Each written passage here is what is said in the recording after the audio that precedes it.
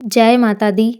माता रानी की कृपा आप सब पर बनी रहे। आज की वीडियो में मैं नवरात्रि के 9 रूप की 9 कहानी में दूसरी कहानी आज मैं लेकर आई हूँ।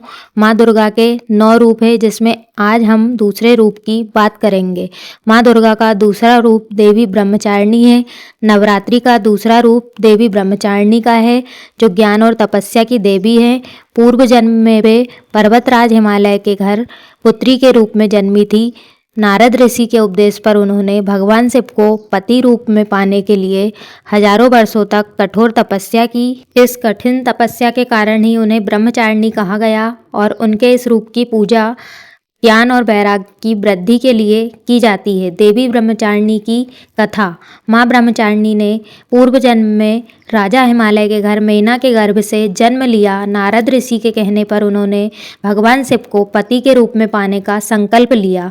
शिव को पति के रूप में पाने के लिए उन्होंने हजारों वर्षों तक जंगल में कठोर तपस्या की। उन्होंने पहले कई वर्षों तक केवल फल और फूल खाकर जीवन बिताया, फिर 100 वर्षों तक केवल जमीन पर रहकर शाक का सेवन किया। इसके बाद 3000 वर्षों तक उन्होंने केवल गिरे हुए सूखे बेलपत्र खाकर भगवान शिव की आराधना की।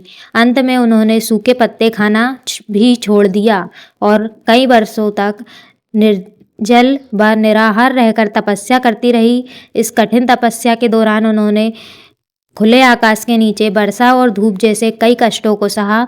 उनकी इस दशा को देखकर उनकी माँ मैना ने उन्हें आवाज़ दी।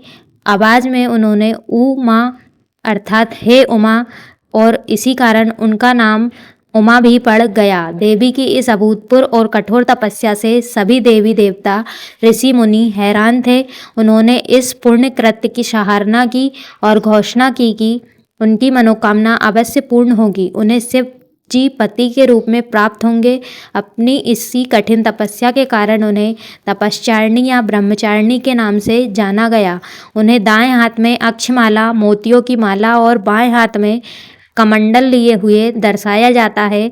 उनका स्वरूप सफ़ेद वस्त्रों में होता है, जो पवित्रता और ज्ञान और शुद्ध मन का प्रतीक है।